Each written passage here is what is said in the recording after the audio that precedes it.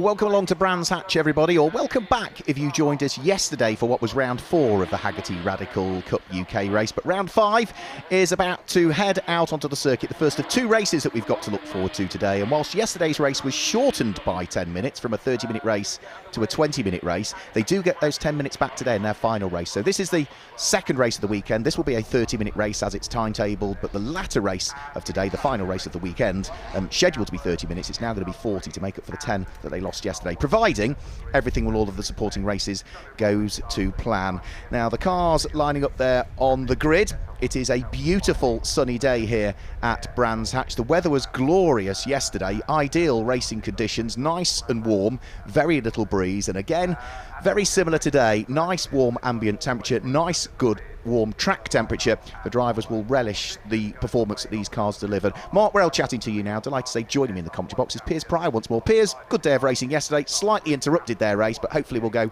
a full 30 minutes here without any problems. Yeah, it's great that we've got some time back from after yesterday's issues, and looking forward to seeing how these wonderful Radical cars challenge and tackle the amazing Brands Hatch GP circuit. It really suits these cars. It really does, yeah.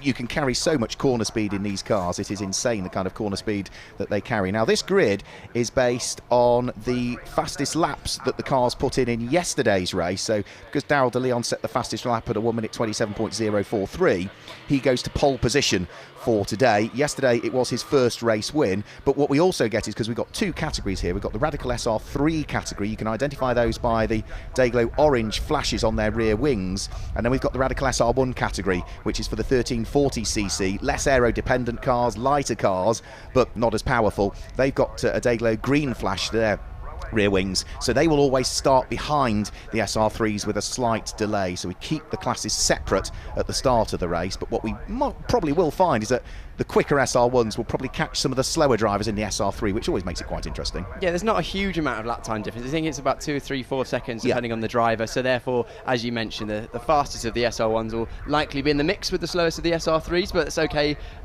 because they are racing for their own class glory. So they'll head off on their formation lap. There's a couple of drivers that didn't race yesterday because they're sharing the cars, and because they therefore have a change of driver, it does mean that they go to the back of their respective grid. So we'll pick up on who those are as and when we guide you through the grid, which we'll be able to do in a few moments' time, because off they will head on their formation lap to try and build as much temperature as they can in their control hand coupe tyres around the circuit. So we'll guide you through the grid then. Darrell de Leon started from the outside of the front row yesterday, but he goes from pole today, and yesterday's pole sitter, James Lay, sits alongside on the outside of the front row of the grid. Row 2 of the grid is Ben Casely, who lines up alongside Peter Tyler. On to row number 3 of the grid, that's where we see Abdulmatib Khatib, and alongside him is Jacek Jalonka. And then the 4th row of the grid is Chris Preen and Jason Rishover. On to row 5 of the grid, it's Jack Tomerlin and Hayden Chance that are there on row number 5. And row 6 sees Mark Williams line up alongside long-time Radical racer John McLeod. Next row of the grid brings us on to row number 7. Andy Lowe, former Radical SR1 Cup racer, as are a few of the drivers in the field, has Wesley Fongini for company. And then it is Katrin Christensen that has Gavin McAlpine alongside on row number 8. Row number 9 is John Davis, and then alongside him we get Dan Headlam. Well, that car was driven by Chris Headlam yesterday, so because Dan takes over, that goes to the back of its respective grid. And it's the same for car number 49 that's alongside. That was driven by Neil Glover yesterday. It's Jason Green that drives it today, so that's another car that's gone to the back of the grid. And on the 10th row of the grid, in reality, then, that's the first of the SR1 cars that we've got, which is Theo Mercouris. Then it's Tom Wood that lines up alongside Alex Spooner with James Ockenden, who had a good run in yesterday's race. Here's got George Nutton for company, the first of the Nutton family members on the grid. Oscar Joyce and Christian Brooks are the next row of the grid, ahead of Ashley Gaunt and Bradley Gaunt, Gaunt family members. Lock out what is the 14th row of the grid. Rob Greenwood and Darren Nutton, who had problems in yesterday's race, line up at the tail end of the field. So a 30-minute sprint race. The race that we have later on today is that extended 40-minute race, and that will be a pit stop race as well. So looking forward to see what might happen in that one. But Darrell de Leon and James Lay, with what we saw at Donington Park and what we've seen so far this weekend in the 4th round yesterday of the Hagerty Radical UK Cup, the two of them seem to be almost inseparable in terms of pace. They are almost inseparable. As you've seen, every single race they've pretty much been nose to tail or side by side, as we saw into turn 1 yesterday. We had a thrilling start to the race with the front of the field in the SR3s, with De Leon going wide into turn 1, James Lay giving him the squeeze, only just enough room there, but then Lay just went slightly wide on the corner exit, which allowed De Leon just to sneak up the inside into Druids for his first win, but it's been 1-2 so far, and they are the class of the field in terms of pace as well in the SR3s, with De Leon his fastest lap in that race, obviously only a few flying laps without interruption, but he was almost 4/10 of a second faster than Lay in second, so clearly got that car hooked up around the Brands Hatch GP circuit. Yeah, and it was important because the fastest lap that Darrell De Leon had set, which gave him pole for this one, was on the final lap of the race as well. It was lap number 10 of the 10 laps that posted the fastest lap of the race that we've seen so far. So it's a rolling start. The electric BMW safety car will peel its way into the pit lane very shortly. Darrell De Leon is the grey car with the white and the red flashes that sits on pole position. It's black and purple alongside of James Lay. It's green and blue for Ben Casey on row number 2, and it's largely white and sort of metallic-y green really for what is Chris Preen on the second row of the grid by the look of... Ben Casely and then Peter Tyler with the Dayglow car, I should say, on the second row of the grid. So here we go, neat 2x2 order. The lights go out, and again, look at straight away, Darrell De Leon and James Lay are side by side with each other. There's hardly any daylight between the pair of them, and as they turn their way through Paddock Hill Bend, the front two already just stretching away a little bit there. Yeah, Zalonka looked like he had a good start from the outside of the third row, going around the outside into turn 1. We've got side-by-side battle for the lead once again with De Leon and Lay. Oh no, who's that? Is that Lay? It is Lay. It is, yeah. It's James Lay that's had a spin. Pole sitter from yesterday. Started from the outside of front row of the grid. Any damage to the tail of the car? Can't see. No, it doesn't look in damage. It would have been side-by-side contact with De Leon. It's a shame that we didn't quite catch that in shot because that could be quite a decisive championship incident there. It looked like they were literally side-by-side in the middle of the corner, so whether there was a bit more argy-bargy on the exit, I don't know. But yes, racing all through the field. It was cool. The SR1's going through Druids now as well. Yeah, it looks as though it is Theo Mercouris that has picked up the early lead in the SR1s, and Tom Wood, who started alongside him yesterday but was a bit too keen to get going and therefore was deemed to be out of position at the start and picked up a 10-second penalty, has already worked his way through the order and is pushing hard to try and scoop up what potentially could be the lead of that particular class at this stage. So they thread their way through the daunting Sheen curve and up towards Stirling's. The end of the first lap is just around the corner. The Dayglow car, Peter Tyler, just heading through, shot coming under pressure. Everybody's got something to squabble with. There goes number 22. That is going to be Andy Lowe, who had a poor finish yesterday, finished down towards the tail end of the field and is already looking to try and see if he can hang on to this huge pack of cars as it comes over the start-finish line to chalk lap number 1 into the book. Yeah, it looks like De Leon's actually lost some time. He's now in second place. Yes, so maybe with that contact it slowed him up as well. Casely's had a good run there. As you can see, Lay trying to make up some positions with the number 10. That is, of course, Wesley Fongini, who has managed to get a position back after his unfortunate spin at the start of that contact. But yeah, so Ben Casey's inherited the lead here after coming together. We saw it was tight between De Leon yesterday and Lay, of course, and it's got even tighter today, and they kind of hurt each other's races. They have, yeah, they have rather. Ben Casey has got quite a significant gap, hasn't he, between himself and Darrell De Leon. And there's another spin, and again it's James Lay, and off and into the barriers by the look of things, or at least into the gravel trap. That's Katrin Christiansen that's gone off, the number 94 car. So whether there was then further contact between those two, I don't know, but I certainly saw James Lay recovering from a further spin, and they were close to each other as they came over the start-finish line fighting for position, weren't they? Yeah, no, actually, there was almost oh no, there were. Yeah, there was only I'm not sure, maybe Lay went for a big lunge because Katrin Christensen hasn't quite got the pace of Lay this weekend, so maybe she braked early into Druids and Lay went up in a bit deep. I'm being purely speculative. We didn't quite see how the incident started, but they were fairly close. I don't know how that would happen, but that's getting squeezed onto the grass into Sheen there. Not really where you want to put two wheels on the grass, and a flash of the lights to say I'm not very happy with that. Yeah, that all got rather close there. That was a Scotsman, Mark Williams, who almost put that car into difficult position there, but safety car is coming out because of, one could only assume, the position of Katrin Christensen's car and where it sits in the gravel trap up there at Druids. It needs dragging out of harm's way, and what they won't do is do a live snatch in reality. We'll go safety car to get the telehandler out into the gravel trap and get that car winched out of harm's way. Yeah, the zoom beam will be sent out to lift up that Radical out of the gravel and get our racing hopefully underway pretty quickly. There is one of those up at Druids ready to go, I believe, isn't there, normally, somewhere not too far off? There is, yeah. It's on its way. Yeah, on its way already, so yeah, unfortunate for James Lay, and it'll be interesting to hear maybe from the drivers or it'll be interesting to see what happened there, because we didn't catch the start of the incident on camera. But yeah, James Lay getting involved in 3 incidents in 2 laps basically. I don't know exactly whose fault it was, but at this point it's unfortunate really. Casely is going to be very happy with just staying out of trouble. I think that could be a good tactic for him if he doesn't quite have the pace of De Leon and Lay as consistently as they've shown so far this season, then if they're going to keep getting involved with each other, he could get some strong results with those two doing that. We've got some movement throughout the field as well. We have, yeah. John McAlpine has lost a raft of places. Number 14 car in the hands of, I say, long time radical racer is John McAlpine, and he has had a bit of an off weekend, really. Finished 4th in the championship last year, but just hasn't really been running as strongly as one might have expected. He's tumbled down to 28th now, he's behind all of the SR1s, and yeah, he's one that stands out, is well and truly out of position. So whether he got tangled up in something else or ran wide, I'm not entirely sure, but that car lost a raft of time on that lap. So just to run you through the order as we sit under safety car here at Brands Hatch for round 5 of the 2023 Hagerty Radical Cup UK.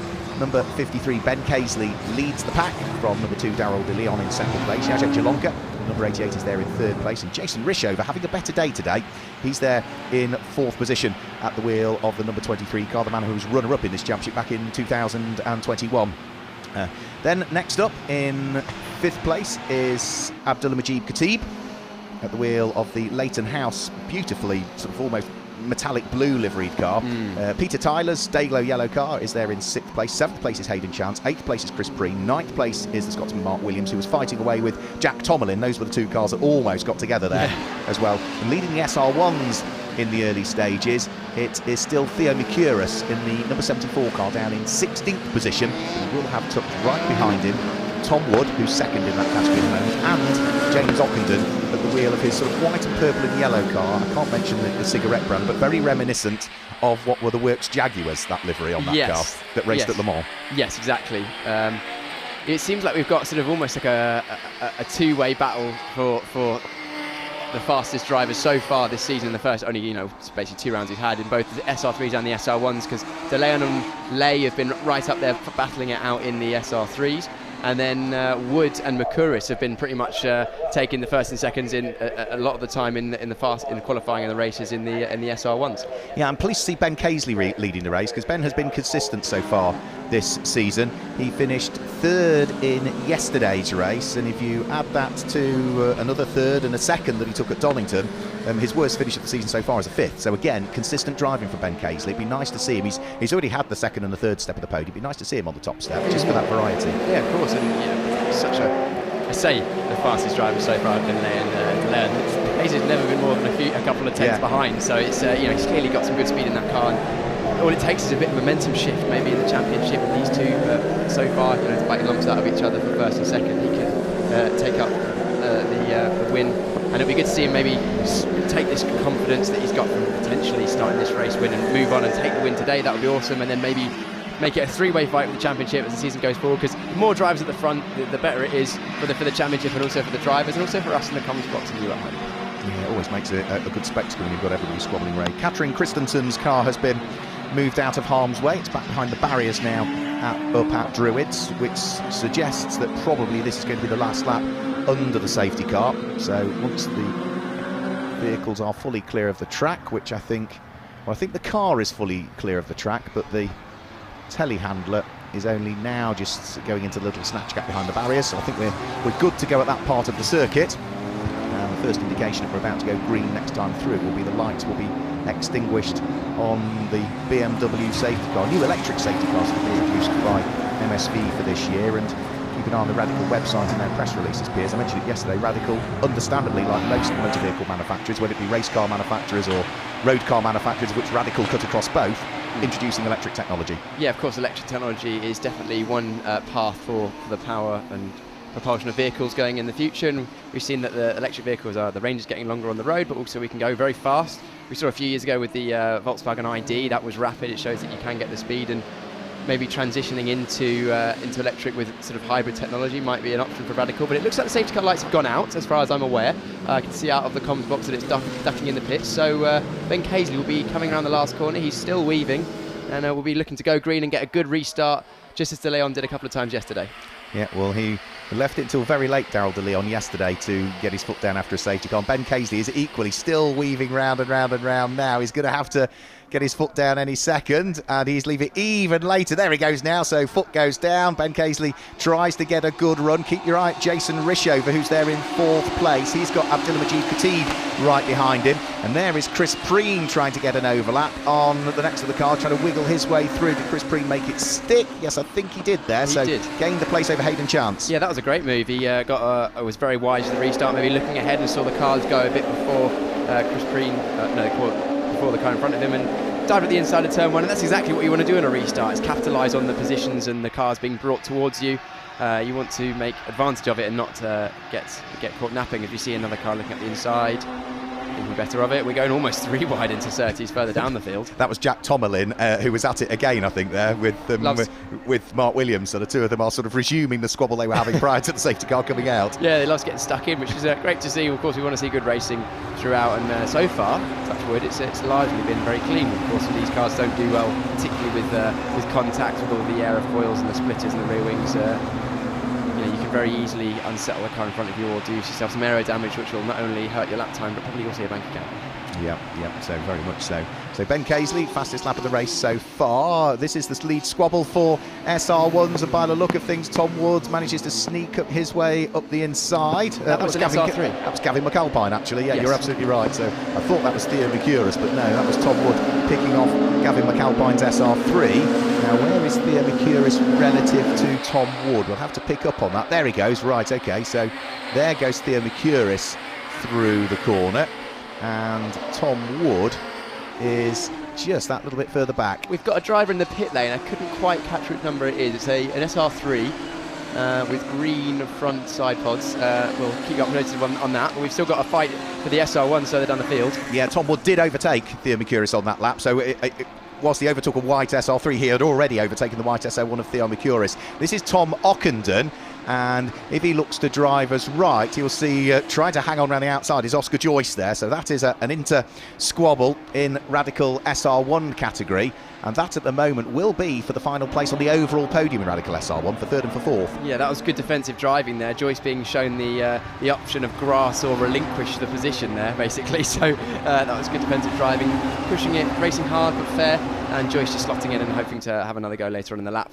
It is James Lay. It's James Lay, yeah, that's disastrous. When you look at the standings, he came into this weekend with 3 wins. He was unbeaten. He got undone yesterday and finished in 2nd position. They're looking around the front end of the car, and the totals from all qualifying events count towards the championship. There's no drop scores, and that's less than ideal. Yeah, that is less than ideal, especially with De Leon being so close. James Lay obviously came into this round of championship leader, having won both races at Donington Park, and yeah, that's going to be very close in the championship fight. Potentially even Ben Casey might even leapfrog him if James Lay doesn't make up many more positions, which he probably won't now, seeing as he's gone a lap down. Good fight for 3rd, 4th, 5th and 6th. Heads round through Paddock Hill Bend. Jason Rishover, Abdulmajid Khatib in the blue car, then Peter Tyler in the white and Dayglow car. And by the look of things, you can see big wiggles from the car that lies ahead as well, which is Jadek Jalonka, who's just been undone and has lost the position there. But that's an enormous train of cars. It's actually 3rd, 4th, 5th, 6th, 7th, 8th, 9th, pretty much 10th,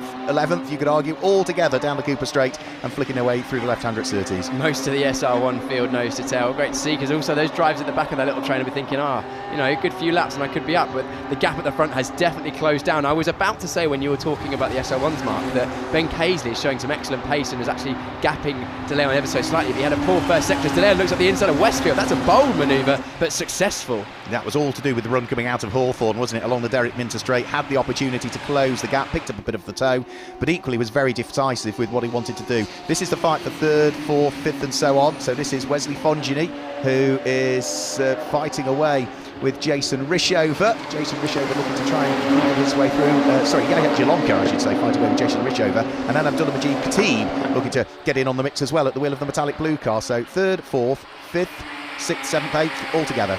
Again, a train of radicals, all in the toe of each other, so keeping themselves together. And it's great to see that despite the downforce that these radicals produce, you can still have very close racing, because as much as you have a lot of downforce even on the front with the splitter, it's not like a front wing on a single seater, because it's a lot of the downforce comes from the underneath of the car. Yeah, Jadek Jalonka would be desperate to try and hang on to 3rd place. He hasn't had a podium as yet so far this year. Remember, only 4 races in. This is the 5th of the championship season, but he has managed to gap the car of Jason Rishover, the number 23 car, a little bit further back from the 88 now. So there goes Jacek Jalonka, the black and the blue car, Jason Rishover, Abdulmajid Khatib, Peter Tyler, Chris Preen, Hayden Chance, Jack Tomerlin, and then Andy Lowe, I think it is just a little bit further off that. The leader, though, Daryl de Leon, since picking up the lead from Ben Caisley at this point of the circuit a lap ago, he has increased the daylight, hasn't he? He's pulling away. Yeah, I was just looking at the TSL timing there to try and break down actually how that gap came down so quickly, and it looked like it was a combination of a small mistake either through Paddock Hill or Druids from Ben Caisley on the previous lap, and also De Leon setting the fastest first sector of the race on the same lap, which then brought them together. Then, of course, De Leon must have got a good exit out of Surtees and then used the toe down to Hawthorns to get a good exit and then affected a pass, and then he hasn't looked back since then because he set a personal best and an overall best first sector and a purple overall best second sector, and is driving away from Ben Caisley by the tune of about 2/10 every sector. So this is going to be a very fast lap from De Leon. Yeah, he's about to come over the start-finish line now, and unsurprisingly, as called by Piers Bryant, new fastest lap of the race, 1 minute 26.315. 126.315 is about 7/10 of a second quicker than yesterday's fastest lap. Peter Tyler very late on the brakes at Paddock Hill Bend, up the inside of Abdulmajid Khatib, and that is going to be a change for 5th and 6th position. Tyler up to 5th, Khatib down to 6th. Loving the livery on that Dayglow yellow and white car of Tyler. It kind of almost looks like a Brawn GP's homage, doesn't it? Peter's always run cars at Dayglow, always. I don't think I've ever seen him in a car that's not got splatterings of Dayglow over it of some sort of description. I love it. You know, I'm partial to a bright colour, Mark. Because back in when I was racing more commonly, I used to have quite a bright crash helmet. But that's irrelevant to this race because we enjoy the look at these very striking radicals. Yeah, just trying to keep an eye on what's going on in the Radical SR1s as well. We've just briefly caught a glimpse there of what was Tom Wood, still with the Mercurus not that far behind.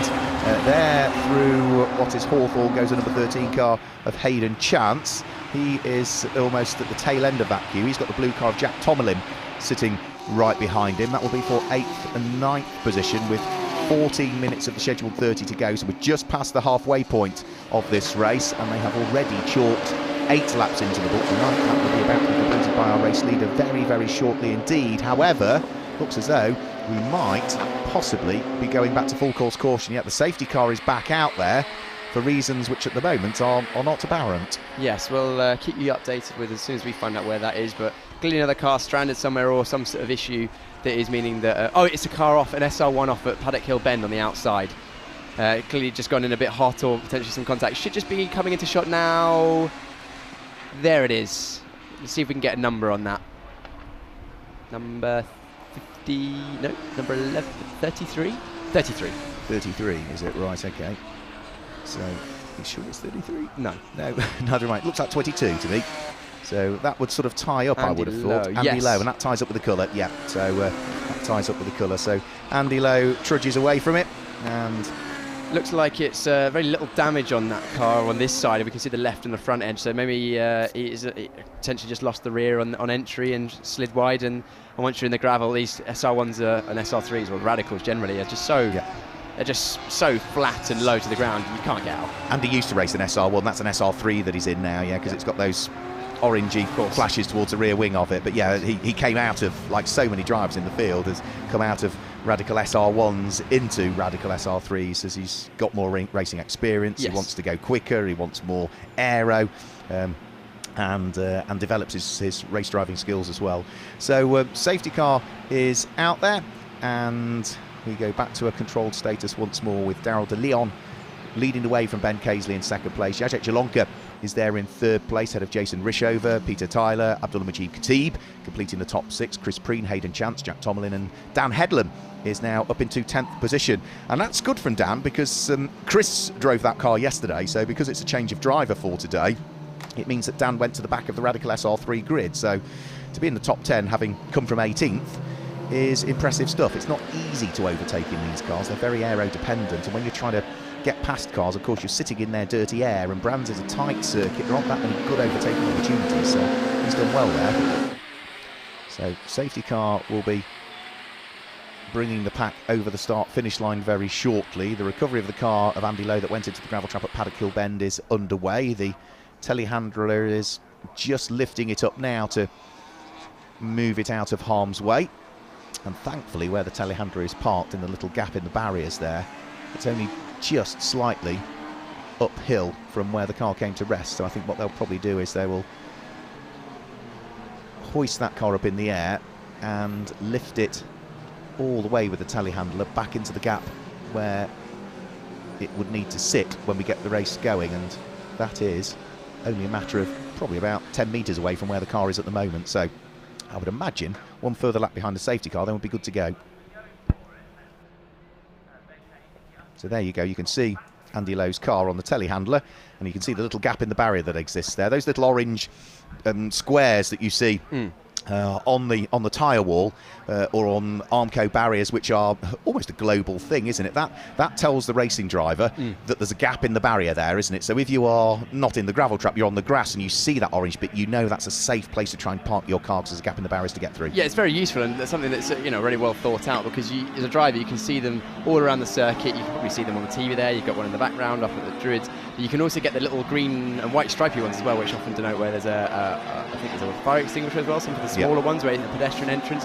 But if you are, for example, your car is broken down but you can roll to a stop, it just gives you somewhere to aim for, so that you know that you can help the marshals and help the rest of the the race meeting go on as quickly as possible. And there's some in the front of shot here. You see them all the way around the circuit. Yeah, it just means that there's a little gap in the barrier, so you can, the marshals can get to you easier. You can equally, as much as a driver, rather than have to hop over or climb over a 3-layer Armco barrier, you can just walk through the gap.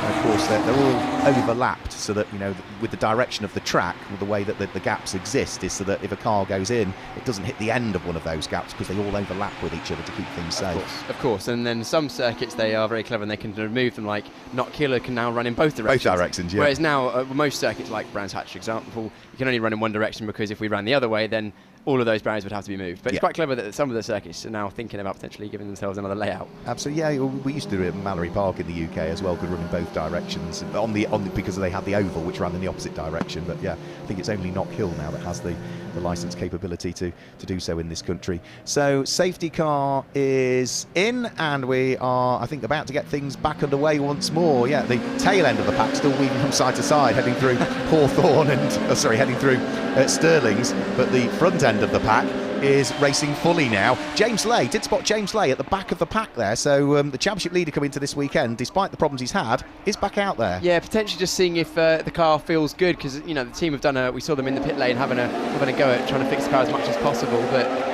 he's trying to get out there, either getting some laps in or getting some extra practice, or making use of the track time.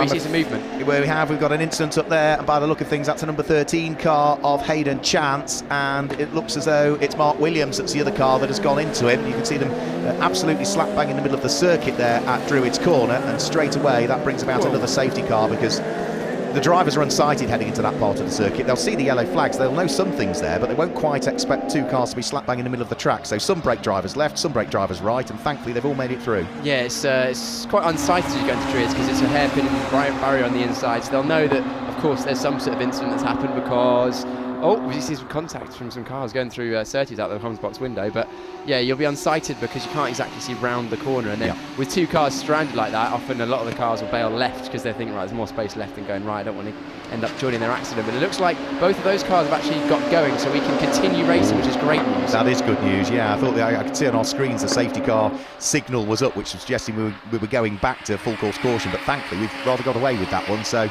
yeah, over the start finish line will come the leading pair. There is 3rd, 4th, 5th, 6th, 7th, 8th, all together as well, which is Gajet Jalonka, Jason Rishover, Peter Tyler, Abdullah Majid Khatib, Chris Preen, Jack Tomlin, and then Dan Headlam is the white and the red car that sits at the tail end of the field. That coming together has now meant that he's gained another place from 18th on the grid. Off through the gravel. Yeah, who's that one? That is the bright yellow car, the number 7. Abdullah Majid Khatib. Abdullah Majid Khatib. I'll let you let you have a go at that one first, because it's quite a lot of syllables there. But no, that car looks stunning on circuit, and unfortunately a small mistake on the exit of Paddock Hill, which is so easy to do. Dropping 2 wheels to the gravel has lost him a couple of places, but also Jalonka, who was in 3rd place, lost a lot of time to the front two at the start finish as we went racing once again. I think he got caught out potentially not knowing we were going to go green this time but we're going side by side through Druids and the SR1 still. Yeah, good little battle that is through the SR1s. Through Hawthorne in the meantime goes the number 80 car in the hands of Peter Tyler, another graduate out of the Radical SR1 Championship from a few years ago. He sits there in 5th position at the moment. Where did he finish in yesterday's race, Peter Tyler? It was 5th position. And where did he finish in the few races that we had at Donington Park? He had one top 6 finish. So for Peter Tyler, better weekend so far. Good weekend for Peter Tyler, 2 top 5s at the moment. If he continues on where he is, and he's still soldiering on, so could even make some more places. But back at the front of the field, we're still looking at that battle at the front of the field. Daryl de Leon still motoring away with his personal best lap. Actually, it's not a fast lap of the race, so as James Lay set the fast lap of the race. Yeah, he has, yeah. Yeah, he has. James Lay has actually set the fast lap of the race at the back of the field, 2 laps down, so that's why he's staying out. Clearly, there's nothing wrong with that car that's any lasting damage.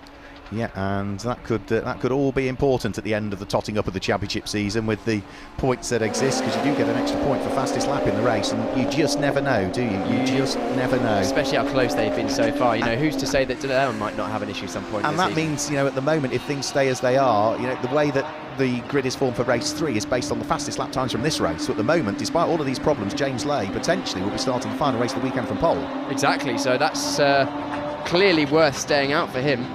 Great thinking from the team. Raw Motorsport, who James Lay runs with, have done a good job to patch up that car, because I saw them get the tape out on the front right-hand corner where there was clearly some contact with I can't remember who it was earlier on. It was Daryl de Leon and then Catherine Christensen. That's Catherine Christensen into Druids. There must have been some contact because James Lay was doing some running repairs on the right-hand side. But yeah, he could have a strong end to the weekend with the pace that he's showing in this one, with the fast lapper again, that last lap of 25.66, which is almost 2.5 tenths faster than De Leon in the lead of the race.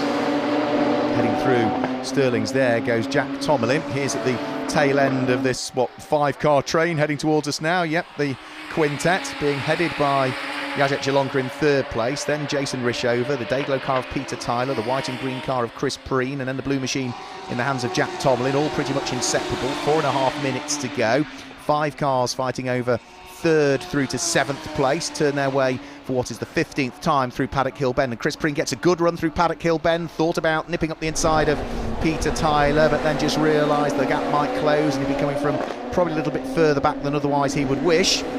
And as they then start to descend their way back downhill once more, you can see there is Peter Tyler in what is one of the new XX specification cars, because you can see just after the air intake on the car there's that vertical wing down the centre of the bodywork line. So that is one of the new designs of the Radical, and those cars are slowly starting to appear ever more in the championship. I think the car Chris Preen behind him is a similar spec car as well. So through Hawthorne Bend they will go, and off, and 2 wheels in the gravel, I'm afraid, and that's Bradley Gaunt who has dropped 2 wheels into the gravel, and that is coming up to Clark Curve. Now if he can't get that car fired up, we're in trouble, but thankfully he can. The wheel that's on the grass stroke tarmac allows him to get enough traction, so the Radical SR1 is able to rejoin the race, and nothing other than a brief localised yellow flag required for that one. So 3 minutes of the race to go. Daryl de Leon 1.4 seconds to the good. Here comes the fight for the final podium spot once more. Chris Preen is probably the man who's under pressure more than anybody in this little quintet of cars, because Jack Tomlin gets a good run on him this time, coming out of Clark Curve and onto the Brabham Straight. Can the blue machine do anything in the hands of Jack Tomlin? No, he takes as wide a line as he can in towards Paddock Hill Bend, and he's see if he might be able to cut back on the exit of it with a greater exit speed than Chris Preen, but no, that doesn't quite work for him. Catches the dirty air mid-corner. I think it just sort of unsettled the car sufficiently, so as Jack Tomlin had to get out of the throttle that otherwise, had it been clean air he was in, he'd have been able to work his way through and past. So down the Cooper Straight, up towards the left-hander at Surtees. There is Dan Headlam just heading through shot. He is sitting further down through the order in the moment in 8th position, but for the race leaders, busy time now in the race as they have traffic that they need to try and work their way through and past. Daryl de Leon meets the traffic in the right spot and is able to carve his way through before Westfield Corner. Ben Casely was briefly delayed because he met the back marker just in the wrong place and had to wait for a split second before he could work his way through. But with a couple of minutes to go, out of Stirling, so using all of the curbs but not too much, comes our race leader Daryl de Leon, who claimed his first win in the 2023 Radical UK Cup, supported by Hagerty again this year. Well, at the moment he is now going to be a couple of laps away from making it 2 out of 2 so far this weekend, still with that 40-minute race as it's now been rescheduled for, coming up later on this afternoon. So through Paddock Hill Bend goes Daryl de Leon, the lap he started, and one more thereafter before he potentially can stand on the top step of the podium for the second time this weekend. His main championship rival, James Lay, way down in the order after his problems in this race, but still with the fastest lap of the race, which means that potentially he's still heading towards pole position for that third and final race that comes up later on this afternoon, and that will be at around about 3:25 if we run to timetable. It really has been ideal condition. Right, okay, slight mistake there from Hagerty Radical. He was trying to deal with the traffic. See him all over the curbs exiting Graham Hill Bend. He weaves his way past the slower car and unfortunately just lost that little bit of time to Jason Rishover, Peter Tyler, Chris Preen, Jack Tomlin, the chasing pack that are queuing up behind him, so that might apply a little bit more pressure to the number 88 car over the course of this lap.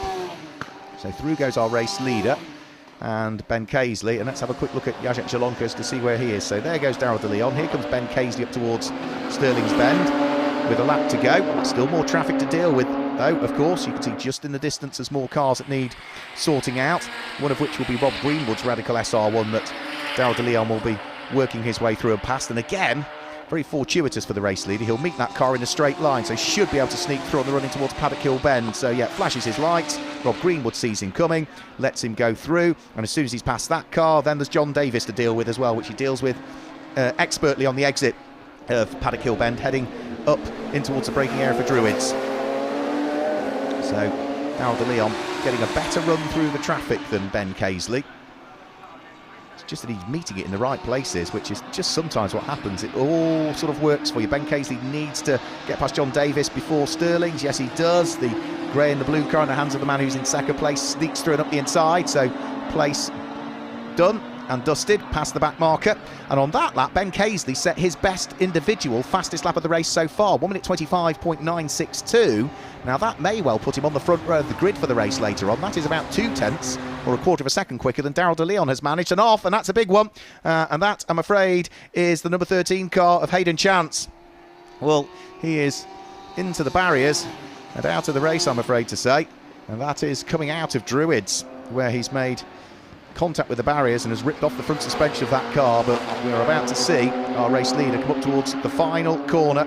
He did have a 1.8 second gap at the beginning of this lap. The gap has come down ever further, but Darrell de Leon is going to scoop up top honours in round 5 of the 2023 Hagerty Radical Cup UK. Darrell de Leon claims the win, his second of the championship season, and for Ben Casely, it's back up onto the second step of the podium. He was leading for a period of time, but the first win of the season is just eluding him at the moment. Who's going to finish in third? Because we've had that brilliant battle for third place. I think it's still just going to be Hagerty Radical that hangs on to third. His first podium of the season so far, but chased all of the way to the checkered flag by Jason Rishover, Peter Tyler, Chris Preen and Jack Tomlin. That little quintet who had pretty much a race-long battle. So the cars will work their way round the slowing down lap. We still need to get our Radical SR1 leader over the start-finish line, which should be the number 20 car of Tom Wood, who runs in 10th position. He'll be the next of the cars to come over the start-finish line, I would have thought. There's the stricken car of Hayden Chance, with work for the team to do, I'm afraid, to get that car prepped for the race later on. Yet through comes Tom Wood. He does win the Radical SR1 section of the race, only just still though from Theo Mercouris. Those two have been, again, a bit like at Donington Park, pretty much inseparable as well. So yeah, for Hayden Chance, there's work that needs to be done to get that car out. RJ Valor Racing, who run his car, will certainly, I'm sure, have all of the parts, and if they don't have them on their truck, then Radical always bring their own supporting team and parts truck as well. So it'll be a call to the parts truck to try and pick up a mixture of bodywork, pipes. There'll be probably suspension that's needed for that as well, looking at the way that it's bent those wishbones on the front. If that's also then in turn damaged things like springs and dampers, and there might be extra bits that are needed there. And then all of the rose joints and everything else will all need inspecting as well. So there's work to be done. It's sort of, there's a crash box section on the front of the car, so that is designed to be, you know, take that impact. So they'll have a look at it, but I would be very surprised if that car isn't out later on, because they are scheduled to be back out on circuit at around about 3:30. So they should, the team, have sufficient chance to get the repairs effected on that car and get him back out. Let's hope that's the case. So the car's making their way in towards the pit lane area. I think every car has taken the checkered flag, so we shall very shortly be able to run you through the order that they took the checkered flag. There's still a few cars that need scooping up from where they've strewn themselves around the circuit. But in the meantime, I'm sure we can just confirm the results for you for round 5 of the 2023 Radical UK Cup, supported by Hagerty. So next race scheduled to get underway just before 3:30 this afternoon, but all of that of course is subject to timetable. There's lots of other racing going on here at Brands Hatch today, and if we run effectively we might start early. If there's a few incidents then we may start later, so it's always rather caveated when it comes to timetables and motorsport. So confirmation of the results, Darryl de Leon claims the win, his second of the championship season, his second of the weekend, from Ben Casely in second place, and the first podium for Jacek Jalonka this season, who finishes in third place. Jason Rishover was fourth, but was also involved in that great battle that included Peter Tyler, who was fifth, Chris Preen, who was sixth, and Jack Tomlin, who was seventh. Dan Headlam, from 19th on the grid, came through to finish in 8th place, ahead of John McLeod, who was there in 9th place, and Tom Wood in 10th position, car number 20, picked up the first place in the Radical SR1 category. He was chased all of the way to the line, though, by the car that finished in 11th place, which is Theo Mercuris. 12th was Wesley Fongeny, ahead of Jack Ockington, who completed the Radical SR1 podium in 13th place. And 14th place was number 45, which was George Nutten. Oscar Joyce was 15th, ahead of Darren Nutten, who was there in 16th place. 17th went the way of the number 82 car of Christian Brooks, and then it was Ashley Gaunt who was next up, ahead of Alex Spooner, who was in 19th place, and John Davis completed the top 20. Then as we move outside of the top 20, it was Bradley Gaunt who was there in 21st. James Lay, the championship leader coming into this weekend, 20 seconds, that's all, but did set the fastest lap of the race, so should start from pole. And then Mark Williams was the next of those cars that was up. Hayden Chance we saw in the barriers, and everybody else thereafter had a few issues along the way, including poor old Gavin McAlpine, who I don't think did a single lap in that particular race. But it was a busy race for round 5 of the Hagerty Radical Cup UK Championship here at Brands Hatch. Thanks for joining us for round 5. We will be back with you later on this afternoon for round 6. And remember, it was originally scheduled to be a 30-minute race, but because the Radicals lost 10 minutes yesterday, they get an extra 10 minutes today. So it should be, if everything goes to plan, a 40-minute pit stop race coming up later on this afternoon. So thanks for joining us for round 6. We'll see you later on this afternoon. Thanks for joining us for round 5, I should say. We'll see you later on this afternoon for round 6. Goodbye.